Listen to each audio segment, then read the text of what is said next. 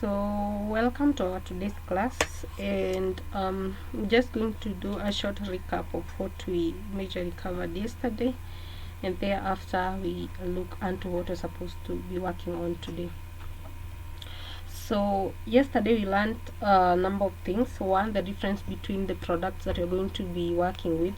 That's the Tableau product, and I said we're using Tableau Public Reason. It's the free version that is currently offered by the Tableau itself. Then again we talked about the data visualization tools, because we said Tableau is a data visualization tool, and we say that data visualization is where you're having your data presented in form of graphics such as charts, tables, graphics, and such. Yeah, and we did simple areas. I'll just go to Tableau.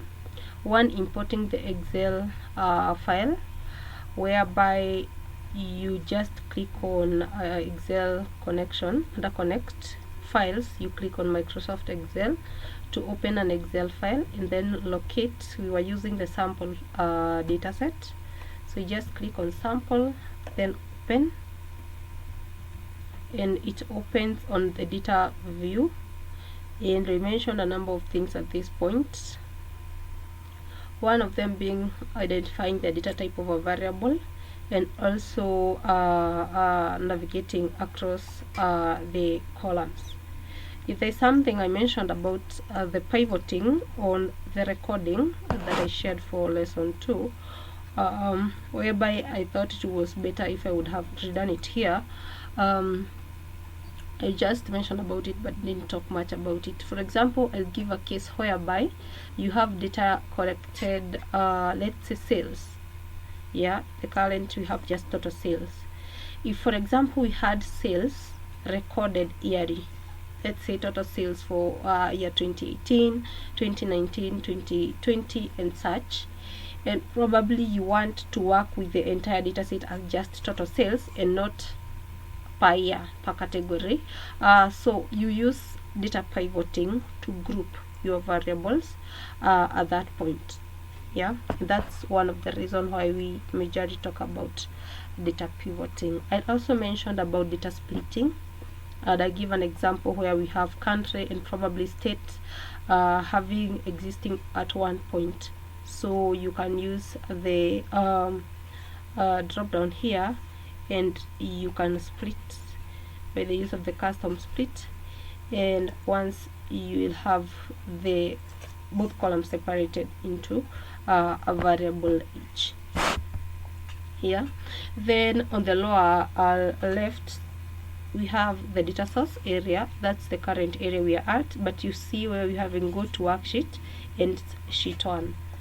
So you click on that sheet 1 and you're able to have the view of the data. Yeah, I'll open a new file. Just go to file, new, so that you're able to import different data sets.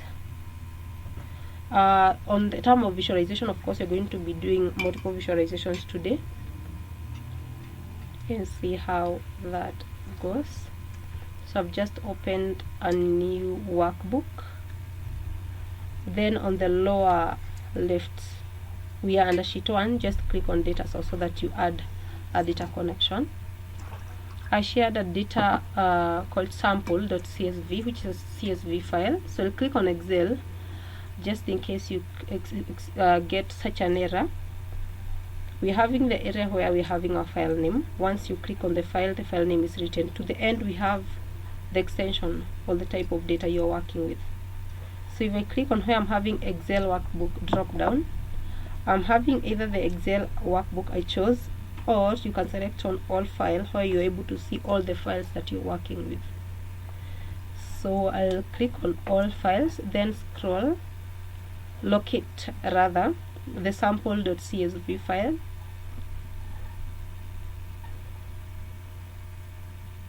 Yeah, sample.csv file, here it is. Select on it. You can see the file name is sample.csv. Then click open. What happens, you get an error. I hope this is visible. unable to complete action, bad connection, Tableau could not connect to the data source, and then the error code. Yeah, this error majorly happens when you try to import, or rather connect, a Microsoft Excel file which is a text file. And I say a text file because .csv should be imported as a text file and not a Microsoft Excel.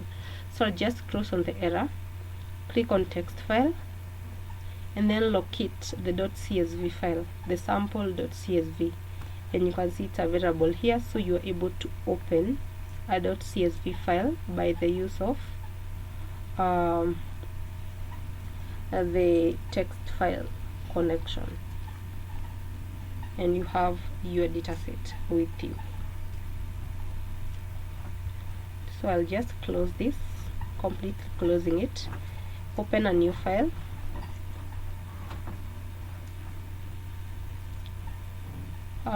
click on new, and we are going to be connecting to a different file. Yeah, and then I'll give you some work to do on the same. So I open a new workbook, then on the lower left where we have data source and sheet 1, we are at the sheet 1, just click on data source because we currently have no connection. Yeah, so that we get back to our connect. Yeah, I want us to talk about Microsoft.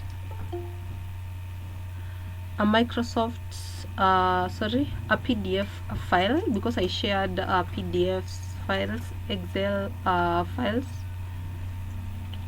I didn't really find a special file. I said a special file is where you're working with a zipped file. Yeah, so we have the PDF files. I shared 2 of them. One is water, and then the next one was Amazon. So I'll give you some work to look into the PDF, but PDF for Amazon, but I'll help you on how to go about it. First of all is us to understand the data. So I'll go to my computer and look for the water, so that first I'm able to have a view of the data set. Yeah,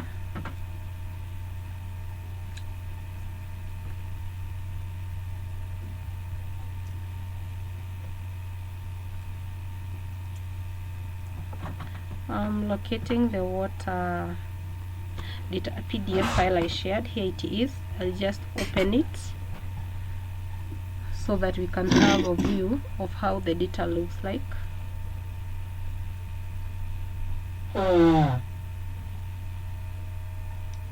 So this is the data set. Yeah, we're having the PDF. The first page is water physical stock account, and between the year the data was collected. Then as we move forward, we have the preface, we have the information abbreviations of the data set, we have the table of content of the PDF file, list of figures. These are PDF, so it has all this, the introduction to the data set. As you move forward, you're able to understand the data distribution. But when you go to page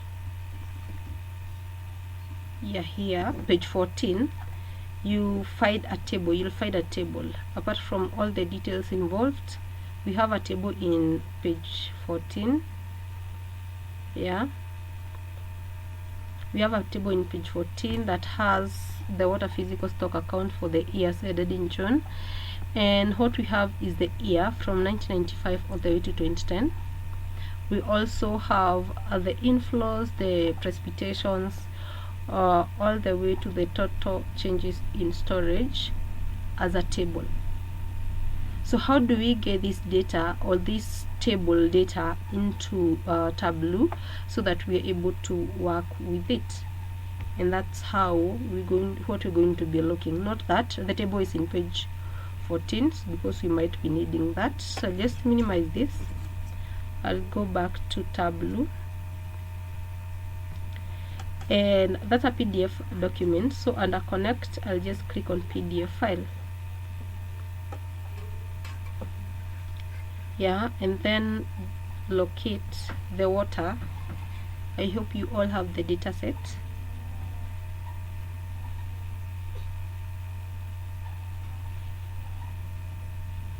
Okay, so I'll just locate the data, the PDF water data,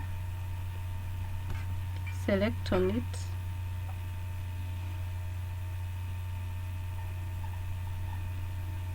and then click open.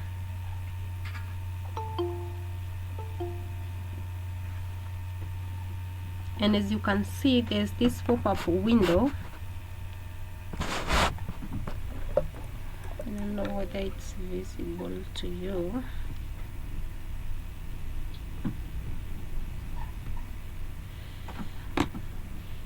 And the window reads scan PDF file, and then there are 3 areas or ways to scan these areas. Specify the pages to scan for the data. So you can scan all the document if it entails tables only. That's when it's recommended, so that you don't have, for example, where we had the table of content or the abbreviations included in your dataset. So you don't need that. So unless everything is data, then you can use all. We have a single page, for example, in our case, whereby we having our data in our table, in page 14. So I'll just type page 14, and when the Tableau will be scanning the PDF file, it will extract all the details in table 14, table in page 14, Then we have the next one is the range. Yeah, a range is whereby you have table running from one page to another. So in a case whereby you state the first page where the table begins and where the table ends, and this is the work I'll be giving you. So if you check on the Amazon PDF file, it's a PDF file that has number of tables running from one page to another. So you'll need to use the range to extract. Yeah, so you'll be doing that, and then tomorrow, in case you'll be having a question, we'll look at it again. But on our today's water data, we're just extracting from one single page. Then click OK. That's why I began by saying that you really need to understand the PDF. So after connecting,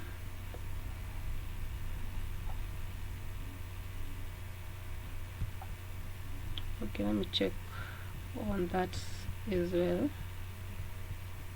And do you have the rest of the data set?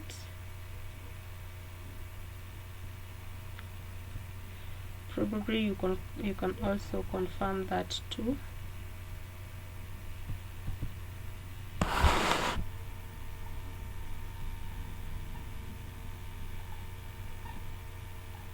Yeah, I shared also the Amazon. It's written where is it? Yes, let me show you on this one. We have the sample CSV, the sample Excel workbook, the Superstore, the water. Just scroll a little bit because the Amazon was sent separately. It's a second email just below the previous, and you'll see this attachment. The 2-day is only to Xavier. Yes. That email, you can see that 2. It was only sent to Xavier. of the group. Okay, I resend it again because I sent the same way when sending a Tableau lesson 2. Did you find lesson 2 notes? No. Okay, I'll reshare again. What he's saying is you just check the people you sent to. It's only Xavier from what we can see, because I don't think anyone has gotten that email. Okay, I as previously, even if you check on the first email, whereby we're having BBC as the rest, so you're not able to see the rest. So just attached. But again, I resend it if you don't have it, no problem.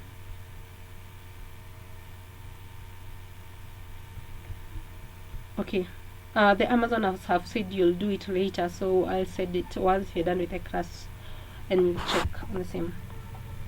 So I believe we all have the water data set. So just to go to connect to PDF, then you select the water PDF file, and on the PDF scan you select a page, and the page where we're having a table we have identified is page 14. Yeah, so you're going to check on that and do the same. So after that's done, you realize we just had one table in page 14, but now on our table list we are having page 14 table 1, page 14 table 2, page 14 table 3. To explain on this, I'll go back to the PDF, and as you can see, in our page our table is sectioned into 3, where we are having inflows, outflows, and change in storage. In most cases, this would be the cost of the page data sectioning, but again we are going to be looking at each page so that we understand the data set. So I'll drag page 14 table 1 to where we're having drag table here. So I'll drag it and drop it there so that we have a view of what table 1 entails.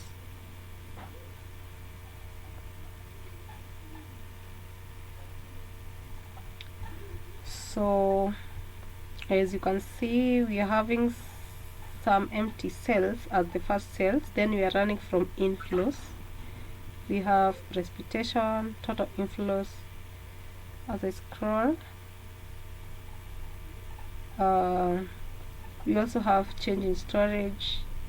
So this is what table 1 entails. Then what I'll do, I'll just drag it back so that I get the second one. So I drag table 1 back to this point.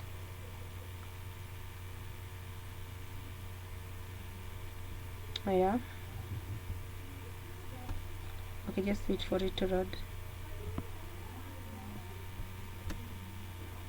so that you're able to remove it from the view of the table, so that we add the second one.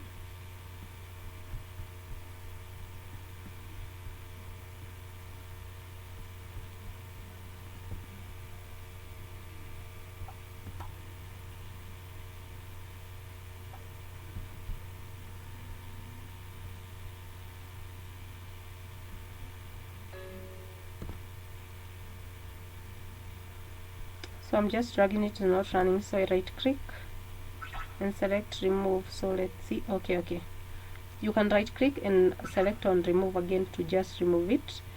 I'll add now back to table here. I'll drag table 2. What we are doing is having a to capture the view of how this table have been sectioned. So this is the second table, and it's running from to see the net abstraction, change in storage, outflows. So it starts halfway, not from the top, but everything seems to be flowing. So again, I just right click on remove, and lastly I add the last table.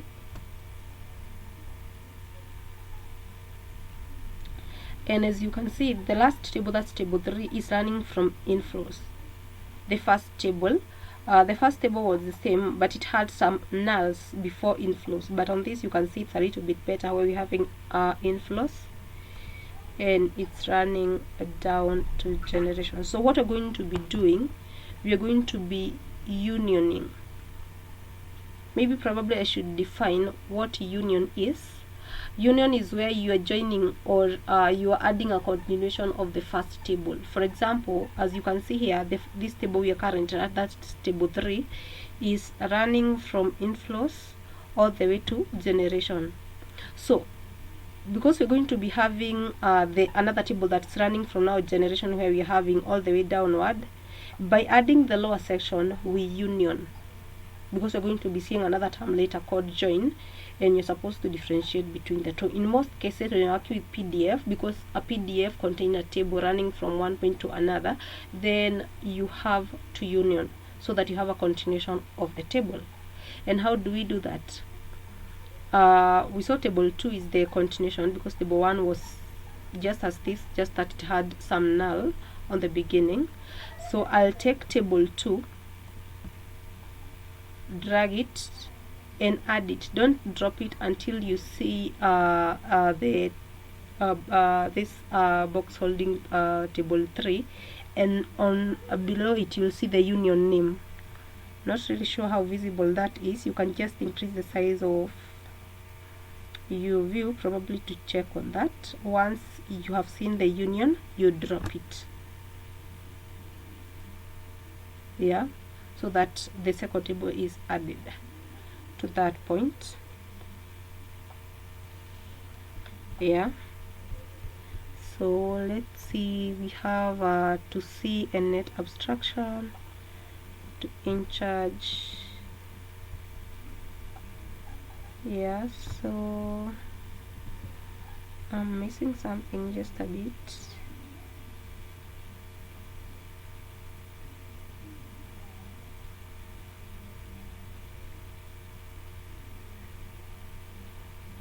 Okay, we still have some nulls.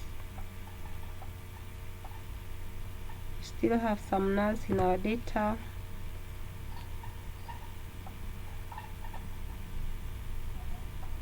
Yeah.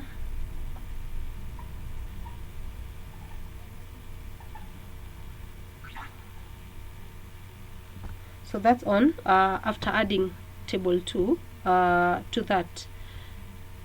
So let me see something. I wanted to see, what if you have a union of the table? Can you undo that? Okay, so if probably you have done the union and you feel that was not the right thing, I guess the only option we have here is to remove. Yeah, because as you can see we have remove, we don't have the other way around or the alternative. Otherwise you can use the undo tab. The undo tab we have been using, which is on the left top. Yeah, and undoing, you're able to get your table back. So we're going to leave it at that, whereby we adding table 2 union. Once the union is done, I'm just going to click on sheet 1 before I add on something on the same. Okay, it's a little bit messy because you're having sections running from table 1, table 2, sorry, table 2. I can't really see table 3.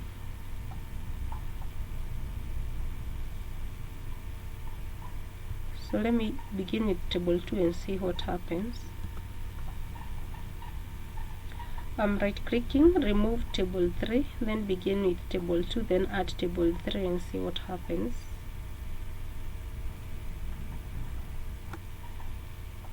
I've added table 2, and then I'll do a union by the use of table 3.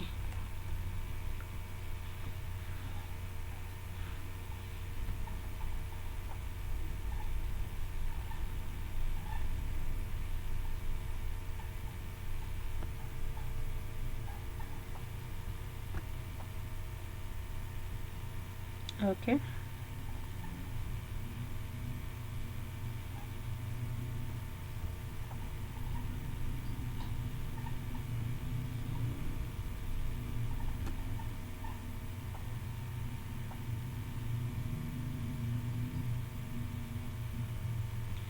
Oh, I've noticed something. I don't know whether you have noticed something.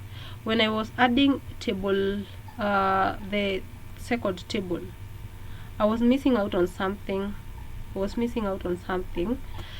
When you are dropping the union, you should confirm this. Let me redo it. I'll add table 3. That was the table that was having the first few columns. Then when adding the second table, you don't just drop it once you see the union table. Just move it a little bit lower and you'll see the union is filled with this orange like color, so that until it's filled, I don't know whether you can see that, that's when you drop. When it's just the name, you don't do the union. You have to have the union box filled when dropping. So I'll drop it at that point, and you can see also the icon is telling us there's a union done. You can see this union information on the table. And also when you check on our entries here, we have our table combination. Now it was if you would have checked on each earlier, you would have thought you just have one table, but now you can see it's a continuation with a lot of nulls. So I want us to do away with the nulls to reduce them, and this is how we go about it. Just above the list of our tables, you will see this small box with the information, use data interpreter. What it does, it just cleans your data a little bit by reducing the unnecessary null values. Yeah, so I'll check on this box. Yeah, you can see some changes, and once the cleaning is done by the use of the data interpreter, the null values has reduced. Yeah, once you click on the clean box, you'll see some changes adjusting to your table. Again, I click on sheet 1, and we have our tables with the heading running from inflows, which was the first column in our entry in our PDF, and the rest are just named as F1. Yeah, of course, as we earlier saw, you can do a rename of your columns by clicking on this drop down, and you can rename your columns accordingly. So I hope that's okay, it's clear. And again, under the sheet, you can see our variables are grouped into dimensions that are in blue, and the green ones, they are measures. Any question?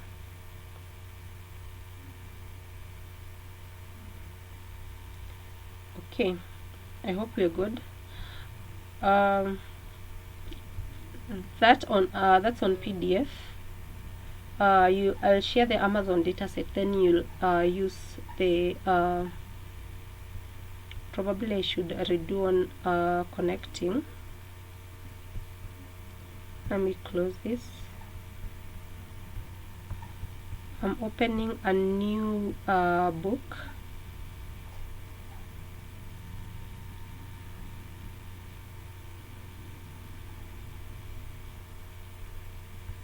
And on the new book, I just click on data source on the lower left, click on PDF file because it's a PDF document. You locate the PDF file, water in this case, open, and one thing you should do is open the PDF file so that you're able to interact and identify where the tables are. In our case, we are having a table in the single page. I said in Amazon we're going to have a range, so you have to also open the data so that you identify from what page to what page is the data or the tables running. So you identify the page, then just click OK, and you'll have your PDF data with you, and all you'll need is do the union. Once you understand the dataset tables given to you, you do the union. So I've realized that I'm having some delay, so let me just close and open Tableau anew so that it won't start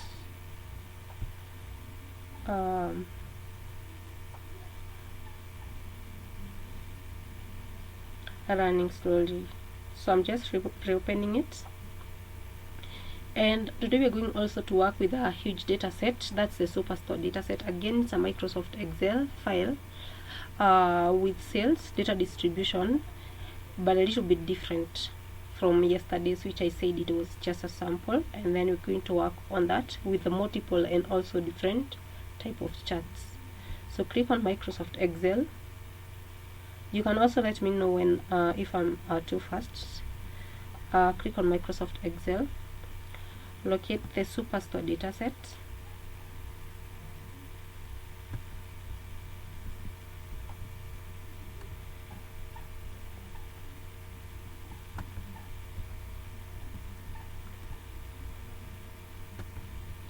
Select it and click open.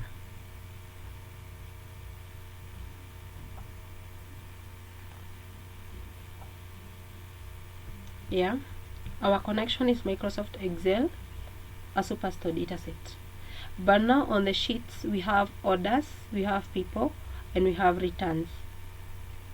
Yeah, so if you open this Microsoft Excel file, the Superstore in an Excel, it will have 3 sheets. Yeah, and those sheets are the one we're having here.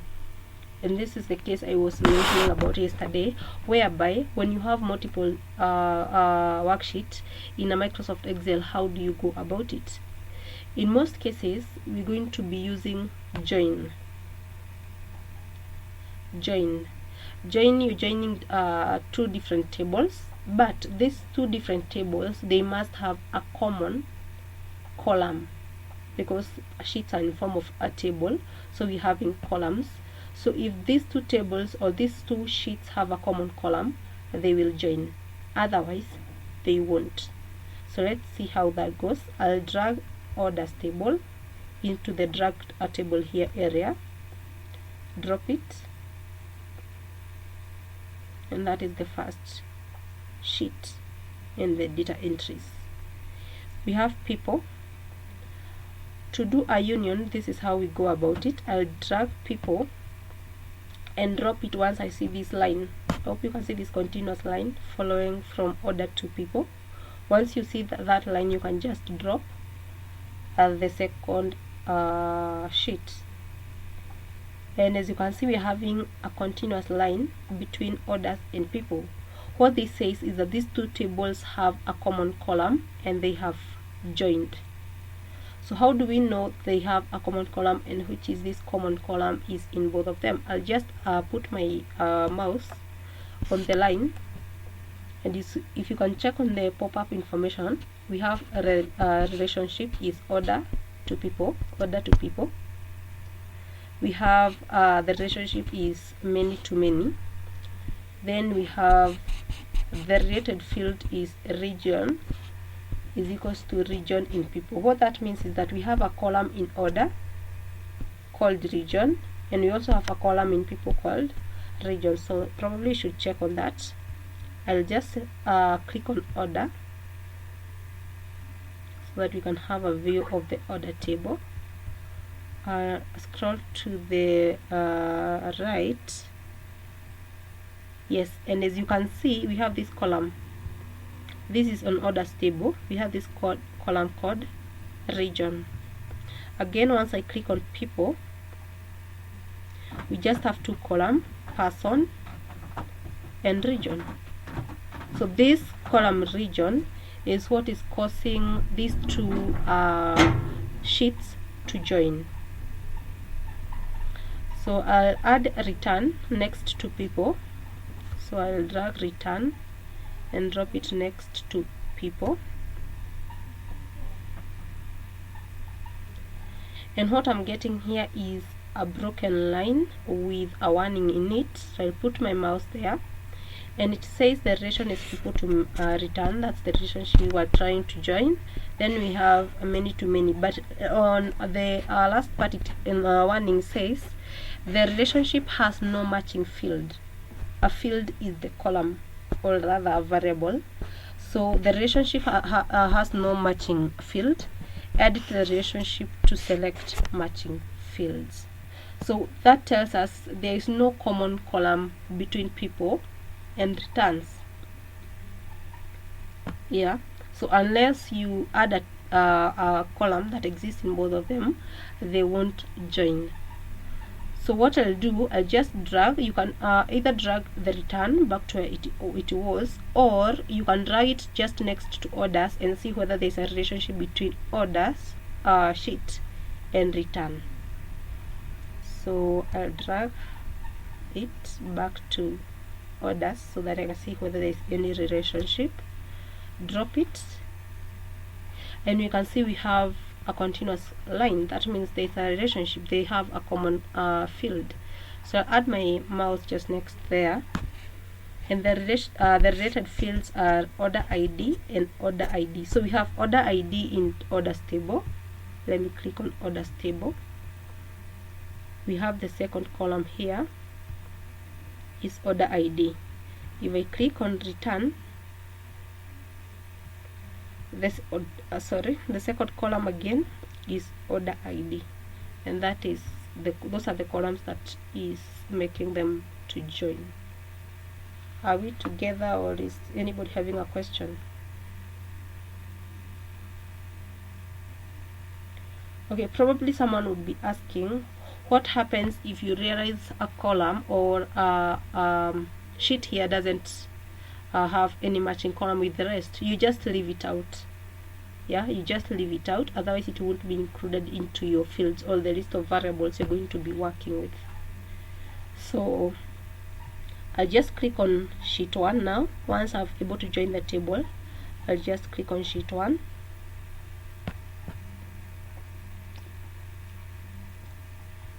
Yeah, and again on the data area we have in our table is order, people down here, and the last one is returns. So those are our table distribution, and each table has the list of fields.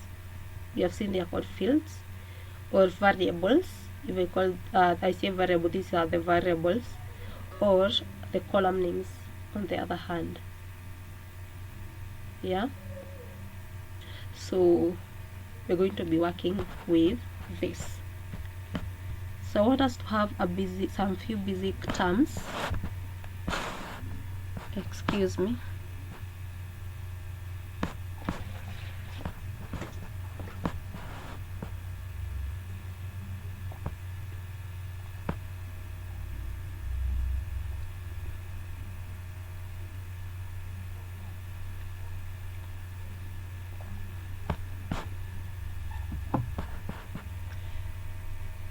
Sorry for that.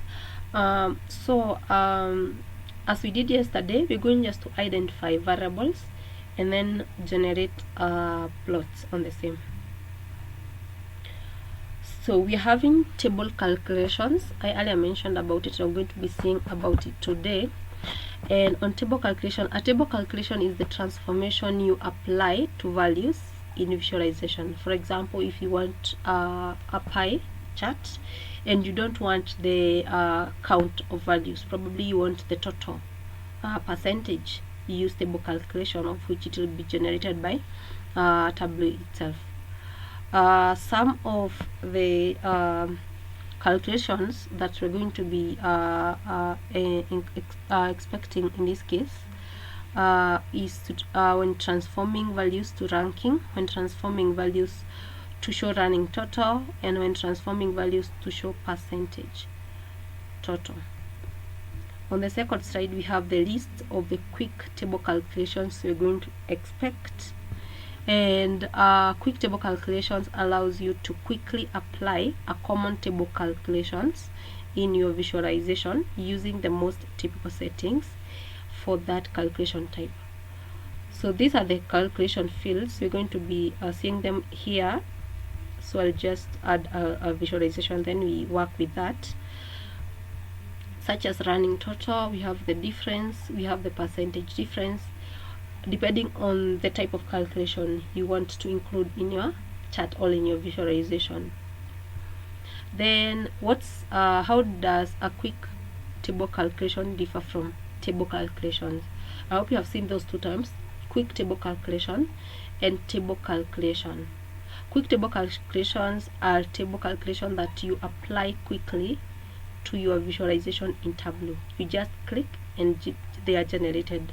On the other hand, table calculations, you have to identify the variable, and then you include those variables with the given functions to generate a typical analysis or a typical output that you want to work with.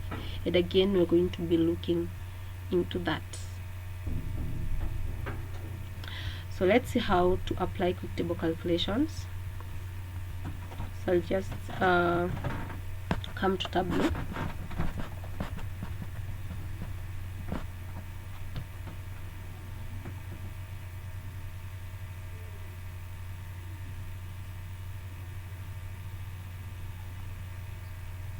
And we're going to begin with a plot. Yeah, just a simple plot by the use of the variables we have at hand. So I'll drag category into the view, and we have 3 categories: the furniture, office supplier, and technology. These are our categories. The next thing I'll add is that's a dimension, so I need to add a measure.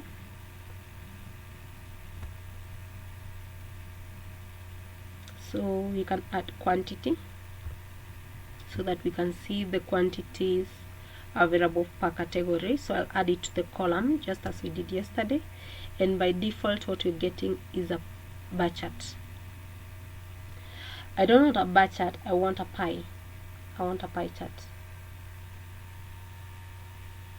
Yeah, so I'll just come to show me, click on pie chart, and again get the smallest size of a pie chart here. So we need to adjust on the same one on the standard view, change the view from standard to entire view, and we can increase the size. Okay, probably should start by changing the color. So I'll click on color under max card, edit color. I'll select a different palette at the automatic drop down. Yeah, I'm selecting Table Classic 20 and then click assign palettes. So I can see it change the color here. I wanted to change this.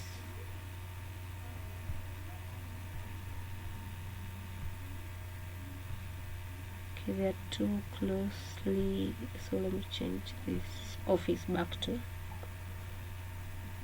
the orange like. So that's how I have edited the colors. Remember we said if you want to assign manually, just select on the variable, then select on the color. Otherwise, after you choose a new palette, you just click on assign and then you click apply and OK.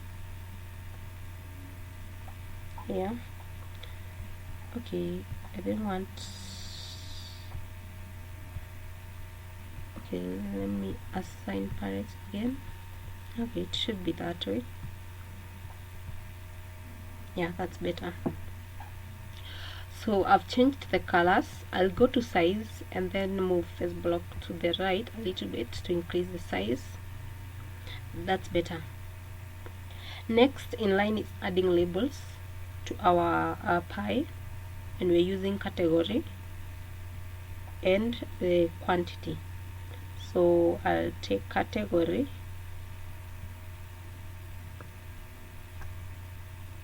drag it to the label box on our max card, drop it at that point, and we have our labels. Next is quantity. I'll drag it to the same point, labels, and we have our labels, and you realize our labels are in terms of count. We have 6,939 quantity under technology.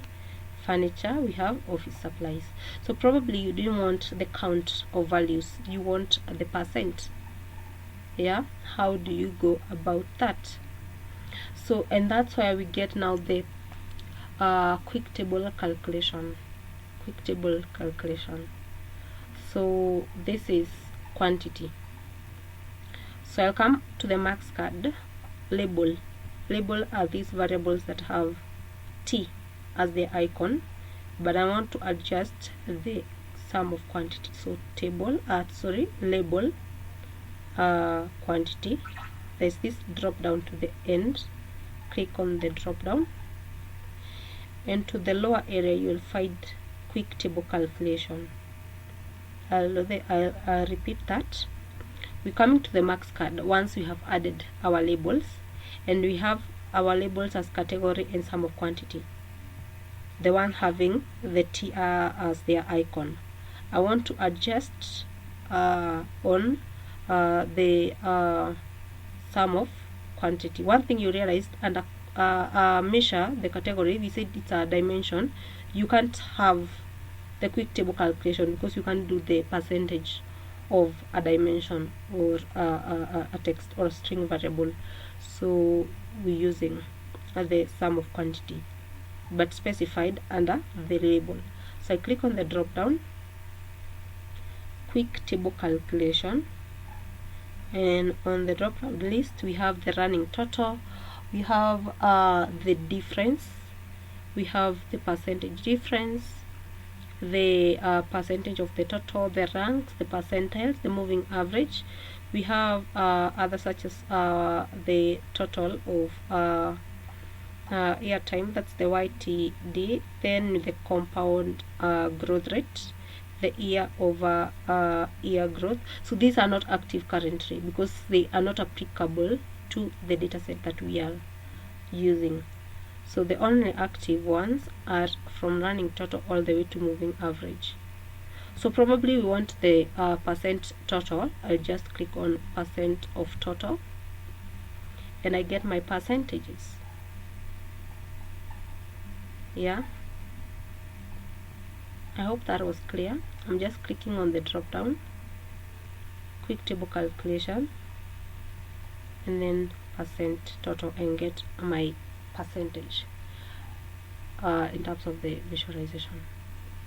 What if you're having two decimal places and you want to adjust to work with one? You click on the same drop down and you'll see the format. Yeah, where you clicked to add the quick table calculation, you'll see the format. Yeah, and just add a default number, drop down there, you'll see the decimals. Sorry, percentage, click on percentage, and here you reduce the number of decimal places probably to 1, and it reflects on your plot. Yeah, that's how you go about. That's on the plots. Our pie on that case. The next thing is I'll just name my worksheet here. Okay, let me name the title instead.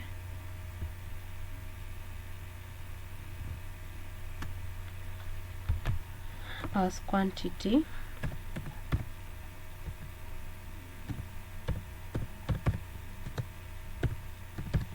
A category.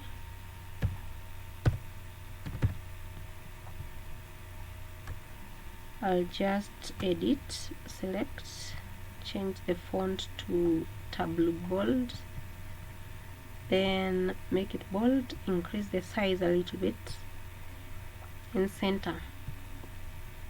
Then I click apply and OK. Why are we clicking apply first? So that you can see if you're okay with the adjustment you have made. Otherwise you can click just OK and the reflection will be done. I'll add a new worksheet. Just right click, new worksheet. and in the second area we can generate a map.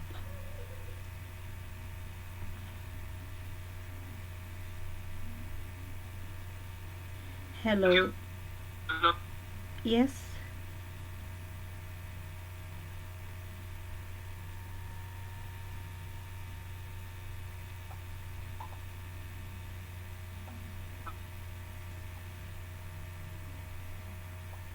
Hello, can you hear me?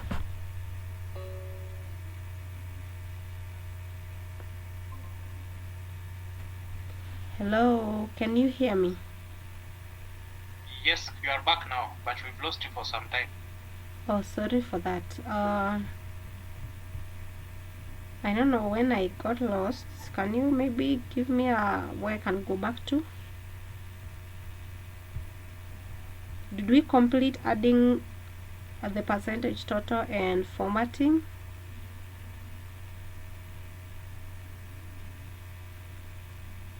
Hello?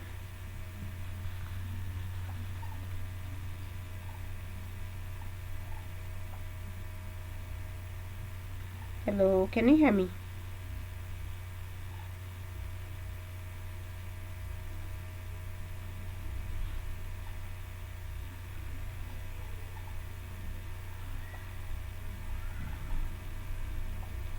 Hello, someone confirm to me whether I'm audible.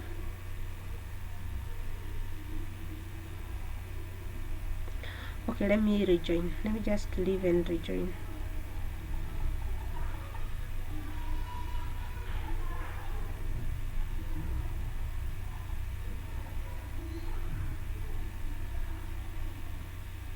Hello, can you hear me? Yes, we can hear you now. Oh, sorry for that. Okay. So let me share my screen again.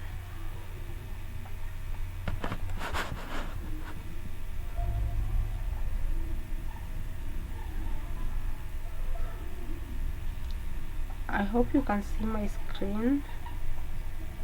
So I was asking where you lost me. So did we do the adding of the quick table calculation together?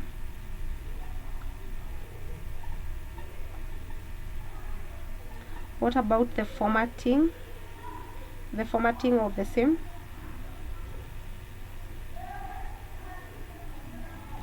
Okay.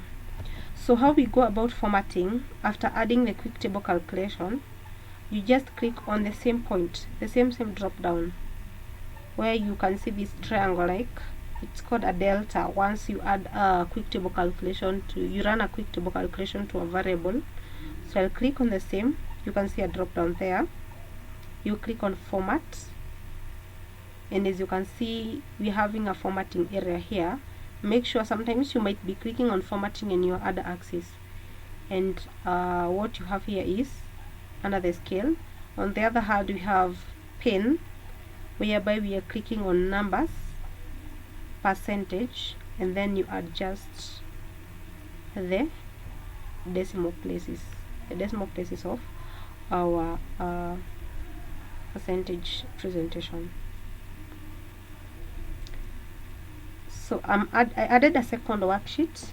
Sorry, let me close the formatting area. The second worksheet, I want to add a map. So I'm dragging country into this point. Yeah, just wait for the place to be generated. Again, the data is from the United States, and then I'll add the state, but I won't add just drag and drop it. As we saw, if you want to add a variable into details, just drop it under these details under our marks card.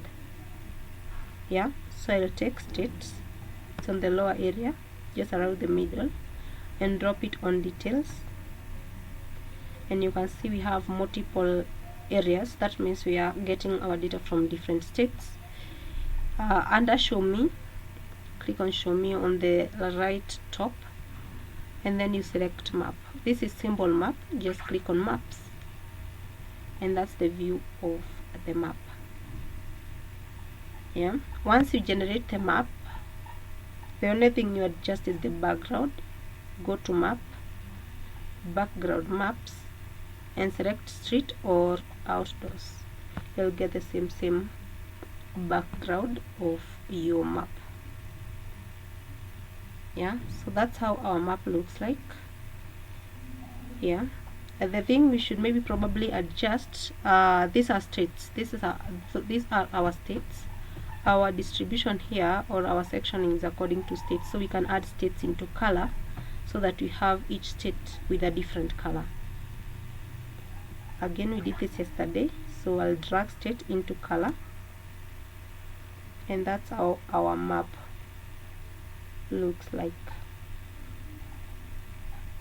So I'll rename the title, double click on this, and we can call this geographical location.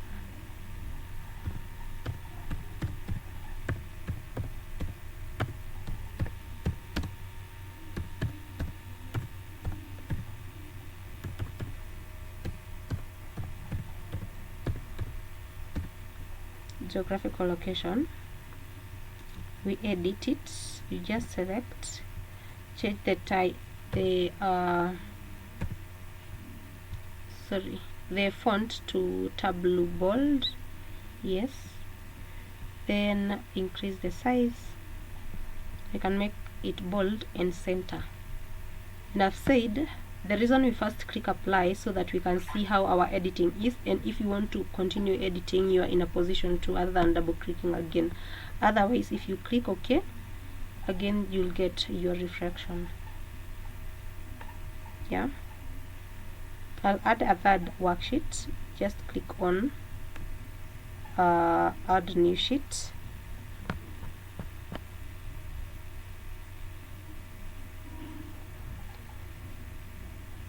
Yeah,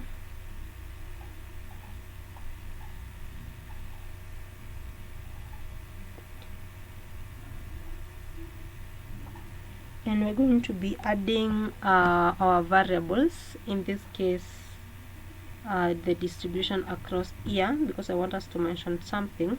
For example, if we want to see the total sales, yeah, across the dates, the total sales since the day the variables were ordered, in this case, because we just have order date and and shipping date. So again, we need to check on that. So what I'm going to do, I'll drag date, order date in this case, into the column section, and we have order date running from 2014 to 2017. Then I'll drag sales into our row, and by default we get a line chart, not an appealing one, so I want us to adjust it together. So on the year area, that's what is causing the line we're having, because it's running from 2014 to 2017. What if we want our distribution of the year in the combination with a combination of months? So just come to the column area where we have year order date. You can see this plus just before the name year, so you click on that plus, and what we're doing is that we are expanding the year distribution categories. So before year we have quarter year categories. Again, under quarter we have the plus, so click on the plus again, so you get the months. Again, we're having the lines, but messy ones, so I want us to do away with quarter and year. How do we do that? I'm just going to drag year back to this area so that I move it away, and I'll do the same for quarter.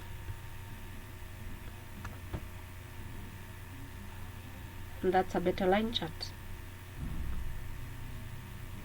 One thing you'll note, on the lower axis, the x-axis, we just have the months running from January to December. But remember, our data distribution was across months and different years, so you can't really tell which year was this month when the orders were made. Yeah, so how do we change on the same? I'll come back to the month area, and then you'll see this drop down just to the end of month. Click on the drop down to the end, and this is what you'll be doing. Just move along the pop-up, and as you can see, this month with a dot, it means that we're using, this is the month we're using, so we're using months whereby only the months are included. Downward you'll see month, but the month has the month, that's May, and the year, that's 2015. This is just a sample to tell you how the data or how the option you chose looks like. The current one is state just May. That means we are just having months. The second month it's May and 2015. That means we're having months with inclusion with the year. And I want us to select this. Just click on it. I hope you can see the change. So we have our data running from November 2013 all the way to November 2017, and that's the best view that you're going to be getting. I don't know whether you're getting an error that I have seen some people experiencing, whereby you have the same map we are the same line chart we're having, but on the x-axis you just have months. You don't have the year. For example, November 2013, you just have November, May, all the way to November, but not the year 2013, 2017, 2014. Is anybody having a chart like that? Okay. So, okay, thank you. To adjust or to make changes on the theme, this is how we go about it. Yes, Jesse? On my chart, it's having only years, not months. Okay. Is this, are you having the same chart as I'm having? Yeah, I'm having the same one, but on the x-axis. Okay. It's having only years. Okay. Just follow and let me know whether you'll have the change as the rest will be having. So I'm putting my mouse on the x-axis, just below the x-axis at this point. You right click and you'll see format. The axis is selected and you'll see format. I hope that is okay. Click on format. Just in case, let me know. Click on format. And as you can see here, we have the formattings. Again, we have the x-axis. And we also have the pin. Yeah.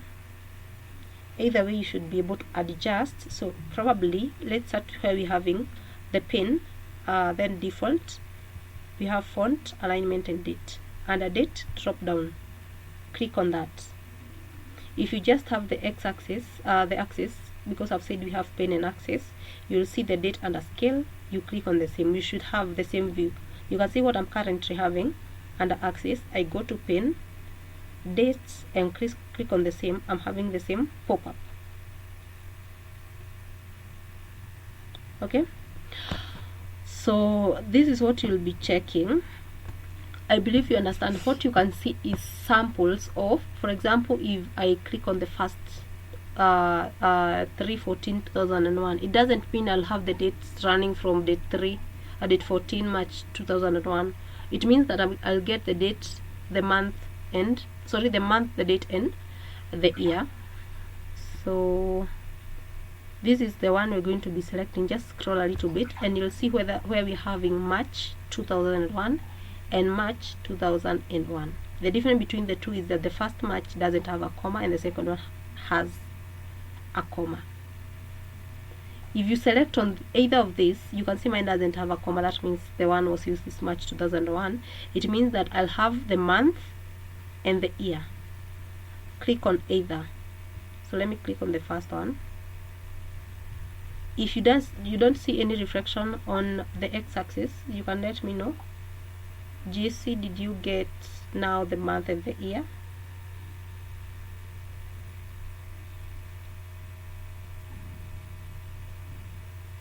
Hello Jesse, can you hear me?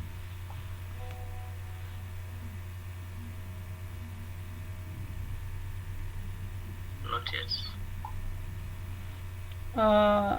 Have you Just the year only. okay. Even after selecting either of these, you can try to select the match with the comma. Let me try with the comma. Okay.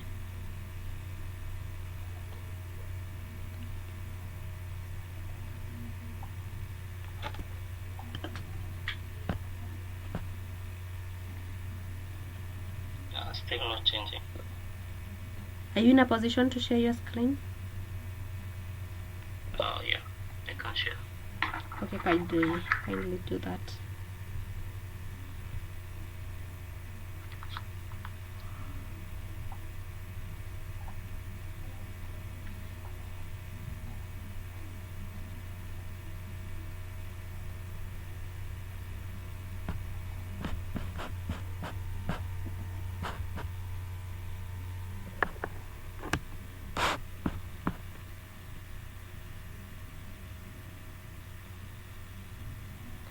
Okay. Let's see how we can solve that if in a position to. Otherwise, if not, we're going to look away to work on the scene. So let's see how this performs. You can follow along as we're using Jesse's machine. Okay, can you go to Axis? Don't use the pen. Can you click on Axis? On the formatting, on the formatting box you're having to the left, just click here. Just click on Axis. Click on Axis first. You are under pen. Then use the date. We're having date under scale.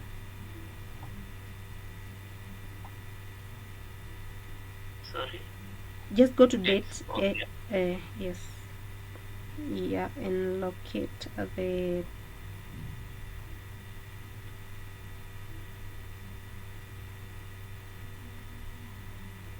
yeah.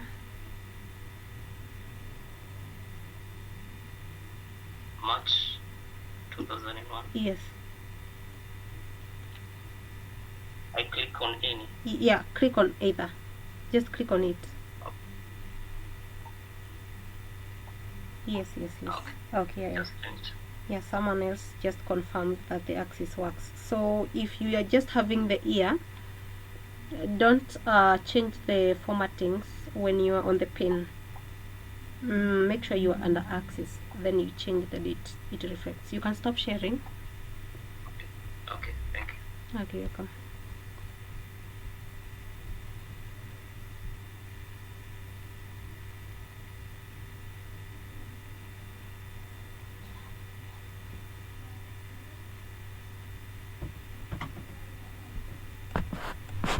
So I hope we are on the same page. Of course, as we earlier, so you can change the background. You can edit the background. For example, you can see we have some lines, the row lines. So you can just right click. Okay, let me just close on the current formatting. You right click on the chart, format, and then you go to where we're having lines. So we said we're running from font, alignment, shading, borders, and then lines. Just click on lines. And these are row lines, so go to rows, and on the grid lines select none. Yeah, again you can change the background by going to shading. You make sure you're under sheet and you change on the background color. Okay, the next chart we're going to be working on is whereby we're going to be using two measures. Now let me just add a new worksheet. If you go to show me, you realize some just click on show me. As you hover around, yeah, for example, okay, that's a map. The circles view, okay, that needs a one dimension. Yeah, for example, the lines need 0 or more, 0. dimensions, and also you can see we have one or more measures. The same case applies, but you can add date, as we used date earlier on. We need a date, one date, no dimension but a measure, that for the line. Yeah, so that's how you check on the type of chart you want. So I want us to generate a plot whereby we want to see how sales is associated with profit. Yeah, and in this case we use a scatter plot. A scatter plot is whereby you're checking for the relationship between two variables, and this is how we're going to go about it. We're going to choose profit and sales. These two are measures, they're two continuous variables. So just drag profit into the column area. Either way you can add it to the row, only the swapping will be different. I've added profit to the column, and then I'll drag sales to the row section, and I get this type of chart. Again, I want you to follow very closely, just in case you get a difference, you let me know. The reason I'm getting these dots, this one circle, is because if you check on the column, we have sum of profit. So we have in total profit in relation with total sales, sum of sales. That's why we're having this dot. So I want us to adjust, and this is how we go about it. On sales, you can just start on sum of profit. We have a drop down to the end. Click on the drop down. Yeah, and what we're going to be changing is where we're having measure, so that we don't have the sum, the average, and such. We don't want the summation of the variable. Change the this from a measure to a dimension, but leave it to still be a continuous. Don't change it, it's a continuous, so just leave it as such, but change from a measure to dimension. So now we're getting a line chart. I'll do the same for sum of profit, so that we don't have sum of profit but a continuous dimension of the same. So I'm changing from measure, that's the sum calculation, and select dimension, and you can see we're having the scatter plot we're looking for. So probably I should redo that. I just dragged and dropped variables from the data view, profit to the column, profit to the column,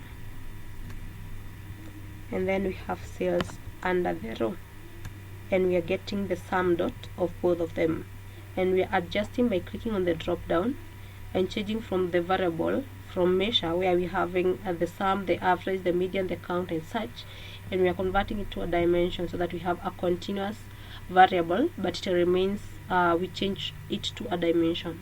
I'll do the same for sales. Yeah, you can see it's still continuous. Yeah, but I'll just change from a measure, so that to avoid the summation, to dimension, and I get the scatter plot. So as you can see, apart from the one dot you can see on top here, we have somehow a trend increase, whereby we can say there is some increase in sales, increases in profit. Yeah, we can adjust on the same, probably by adding a trend line. In most cases, as I've said, this scatter plot is telling us the relationship between two variables, two continuous variables, their relationship. So definitely there is a line that can tell us where this trend is heading. Is it increasing, moving, where we're having moving from the lower section towards the upper, or is it moving from the top to the bottom, decreasing? So I'll just right click under the same area, right click, you'll see the trend line option, and click on show trend line. After generating the scatter plot, right click, trend line, and click on show trend line, and you can see this trend line of regression. Yeah, that's showing us the sales equation. This is the where we're having sales is equals to 1.2. The pop-up is just visible once you put your mouse on top of the line. Sales is equals to 1.256, profit plus 223.36. That's the equation of the model. We have the r squared as 0.228. Yeah, that tells us the relationship between sales and profit, and then we can see the value, p-value is less than 0.05 or 0.01, as in most cases you'll see, of which you don't have to define the equation. You just need to say the relationship is positive, because as you can see it's moving from the lower section to up, so it's a positive correlation, it's a positive relationship between the two variables, because as sales increases, profit increases as well. We can adjust on the background by right clicking, format, so that we move the row and column grid lines.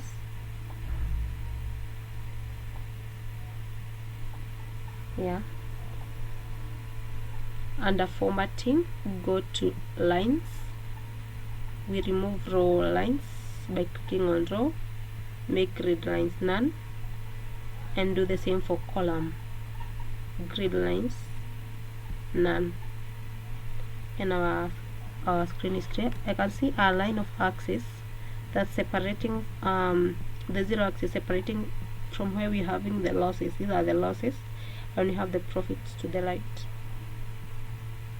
Yeah, you can leave it for now, otherwise probably later on, if you ever have it and probably you necessarily don't need it, you can remove it by just making sure that the zero axis is none, but I'll opt to leave it.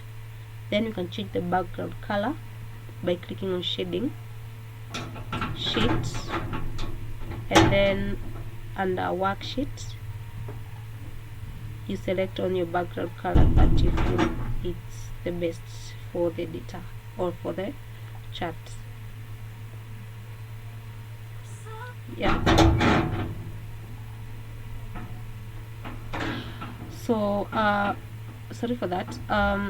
Probably you may wish to have a better view. For example, in our case, you can see we just have the full color.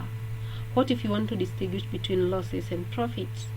Yeah, all you need to do is add profit, because the profit column is the one holding the losses and profit. You can just add profit to color. So let me do that. I'll drag profit to the color section in our marks card and see the difference. And you can see our plot has been sectioned, whereby this color, as you move to the red, I'm reading from the key, as you move to the red area from where we're having orange like color, that means these are losses. Then the blue, from the light blue all the way to the dark one, then you get the profit. These are the profits. I just dragged profit into color to segment these two into to separate this. Yeah, I'll rename the title. I hope that was clear, just in case you let me know. And I can say this is a correlation. I'll just call it a correlation, or just call it a relationship. Just say a relationship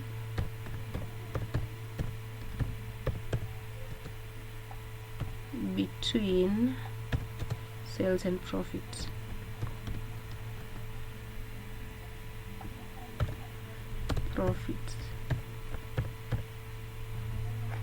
Yeah, then we can make changes to the title.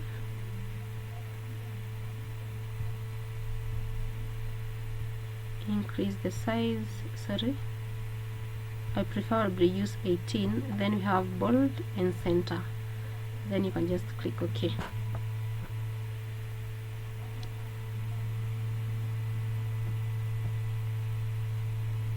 Yeah, the last chart I want us to generate is where you're using dual axis. I hope that's clear, just in case you let me know. So whereby I'll just add a new worksheet, and at this point what we're going to be doing is understand how to generate a dual axis. Probably if you go to show me, you realize we have some limited charts. Probably you may wish to work with a donut chart. A donut is where you're having an empty center, or again you can't see that at this point. Yeah, and I can see we're having a bar is only limited to date. For example, when you want a bar chart and a line chart, that's where my mouse is. It's called a dual combination of a bar and a line. You're required to have a date, then we have two measures. So probably we can relook on how to go about it, just in case probably you don't want to use a date and you want to use a different variable, how you go about it. So we can generate a pie. That's the first thing you're going to be doing, and we're going to be using the segment as our dimension. So drag segment into the field. We have three segments: consumer, corporate, and home office. Those are the segments involved in the data set. And then we can use we can see the distribution in terms of sales distribution. Then we change the automatic from a bar to a pie. So under show me, just click on pie, adjust the view to entire, yeah, and leave it as that. So bearing in mind we are generating a pie, we want to generate a donut. We have a few steps involved, and this is how you go about it. Yeah, sorry. Go to the analysis tab, and then you'll see create calculated field option on the lower area. Create calculated field. You can get create calculated field by going to analysis, create calculated field. The other way to go to create calculated field is on where we're having just above the table name, we have the search bar. I hope you can see my mouse. We have the filter, we have the view of the data, and then a drop down. If you click on that drop down, it will again give you the option for create calculated field. Either way, you should get such a pop-up as you can see on my screen. Calculations. It's calculation 1 by default, but I want us to rename it, and we're going to call it 0 axis. 0. Okay, 0 axis.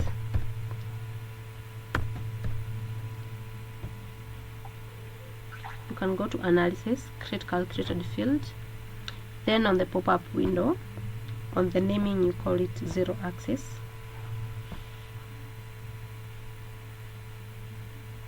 Then our functions, these are our functions are, I don't know whether you can see this pop-up to the right where we're having the closing on the pop-up window, at that line in the middle. I don't know whether you can see this drop down like. If you click on it, I hope you can see where the output is generating from. If you click on it, you get all the functions that are involved, or any function you can work with in Tableau. Yeah, of course we're not going to be using it right now, but probably we're going to do some functions, and this is what we call create calculated field or table calculations. The best thing is that in each of these calculations, if you click on just one of them, what you get is an explanation.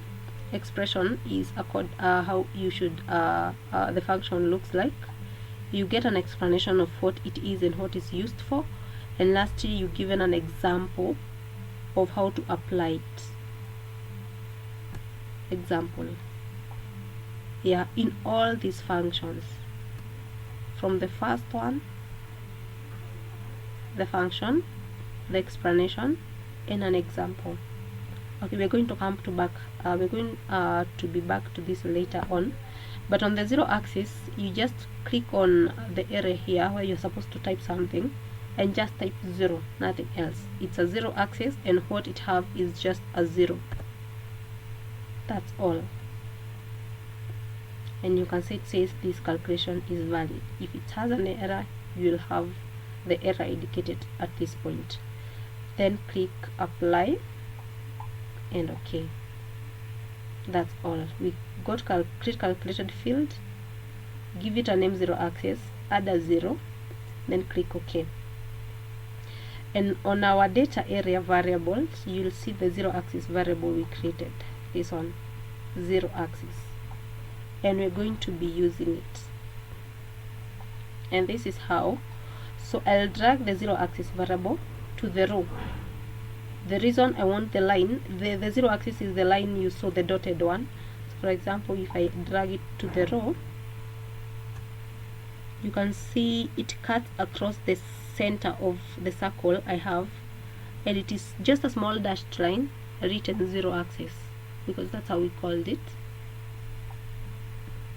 Yeah, I want you to add a second 0 axis next to the first one. Just drag the same 0 axis next to the first one. You'll see a drop down next to it. Just drop it there, and you'll see us having 2 circles.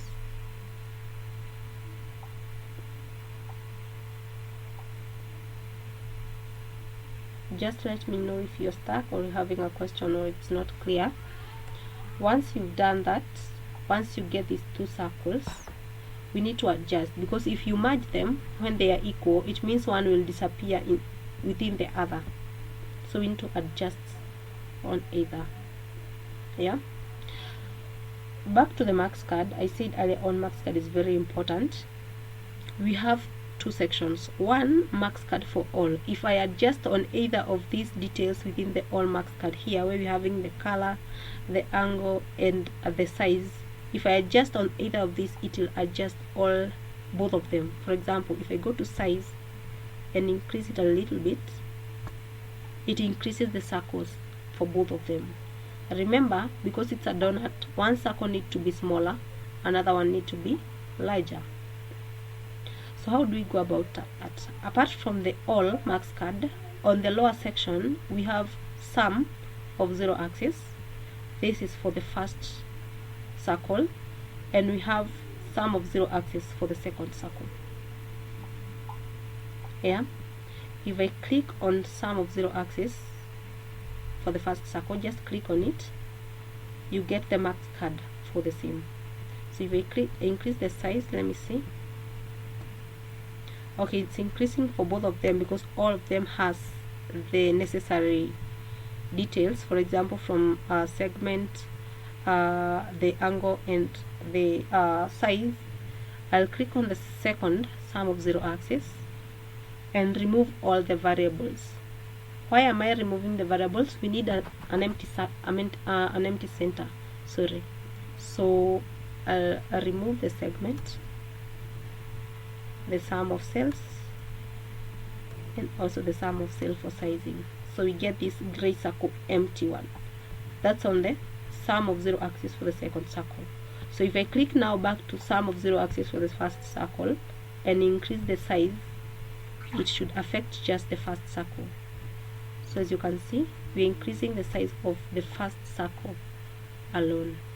If I want to increase the size of the second one, I have to click on the 0 axis for the lower circle, then size, and increase it a little bit. It's okay to that point. Are we together?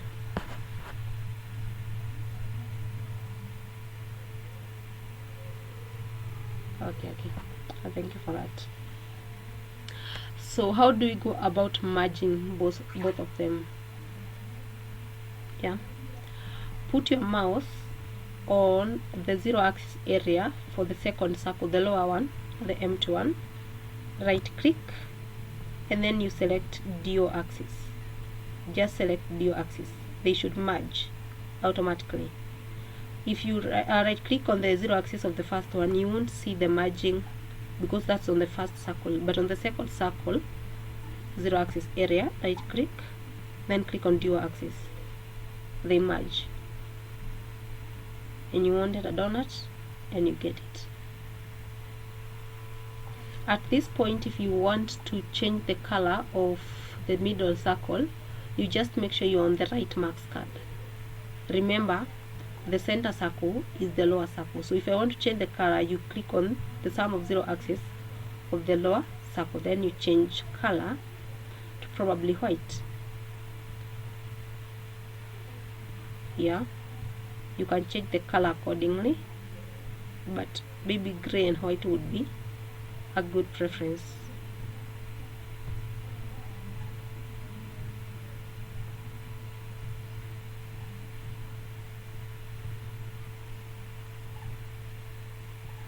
Okay, I leave it as just the way it is. When you hover around the donut, you can see we're having some details that are not necessary. For example, the 0 axis. Yeah, the 0 axis. Yeah, we used it to generate the donut, but we're going to do away with it. Let me confirm something. Yes, this is how we're going to do about it. So currently we are under the sum of 0 axis of the center circle, that was our lower circle. To remove the 0 axis line, just click on tooltip. We have color, size, label, details, then tooltip. Click on tooltip and you'll have 0 axis, and now what is generating in sum of 0 axis. Just delete everything, select on it, or just backspace to remove everything. Once you remove it, click OK and you hover around. You can see now you can no longer see the 0 axis. On the outer circle you can still see the 0 axis, so we have the segment, the 0 axis equals to 0 and sum of cells. To remove the 0 axis, you click on sum of 0 axis now for the upper or the outer circle on our marks card. Yeah, then again you click on tooltip, but now we need the segment and we need the sum of cells, so you just delete this section, sum of 0 axis details, then you click OK, and now you can see only the segment and the the cells for each. That's on our donut. The other thing is just add details. Yeah, you can add details, for example labels, by the use of segments. So you just drag and drop segment. Yeah, where is it? Segment into the label, and you realize that I'm dropping segment when I'm under sum of 0 axis of the outer circle. I'll do the same for cells to add labels. Yeah, if you want percentage, all you need to do is come to sum of cells for the label, click on the drop down, add table calculation, percent of total, and you get your percentage. That's on adding labels, and that's how you get a donut. So I can see this is line of 0 axis. Let me see how to remove that.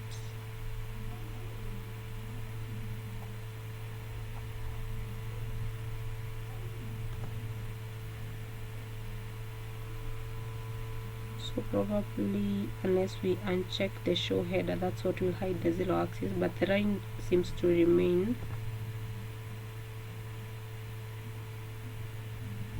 Yeah, so I'll just click on here and say and check show header, so that we just remain with our donut. We can retitle that by double clicking, and we can give our plots or our donut a title.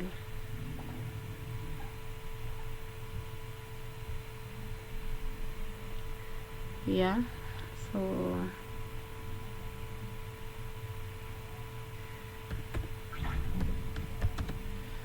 I'll just call it sales per segment, and then do some editing to the title.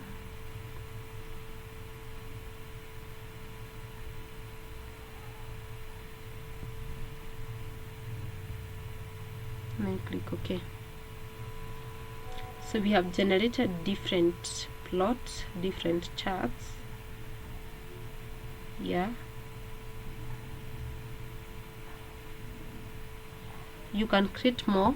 Of course, we have used just a few charts in our Show Me. You can get more charts by the use of the necessary variables needed for the current views of our data set, the dimension and the measures necessary, and you'll be in a position to generate multiple and different charts. Yeah, so is there any question? Okay, thank you. Once you have generated all your plots, the last thing is combining them, whereby you combine them by the use of a dashboard. So we did generating dashboard yesterday, so I'm leaving it to this point. You generate a dashboard. Once you generate a dashboard, this is what you'll do to make the work easier. You can create a dashboard, then you screenshot. I don't know whether you know how to screenshot. You can just use the what do you call it, snipping tool. Take a screenshot of the dashboard you generated and send it to me. Send it to me either through the email or through the WhatsApp. Either way, I'll get your work and then I'll give you feedback, and then I'll mention tomorrow on the same. So you have two jobs to do. You extract data from a PDF file. I'll be sharing the Amazon, and the next job is to combine the charts we generated so that you are able to have a dashboard. Then tomorrow we're going to see how to create a story. So in our tomorrow's class, probably if you lose your data, your charts, data maybe probably during the day tomorrow, you can redo it, before class, so that I show you how to generate a story and how to go about it, because we'll need the charts, the worksheet we are having, and dashboards to generate our story, and then thereafter we'll see how to save our works. Yes, any question?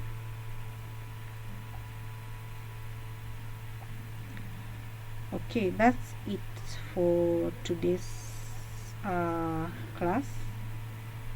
Reach out in case you start or have a question. Otherwise, have a nice evening.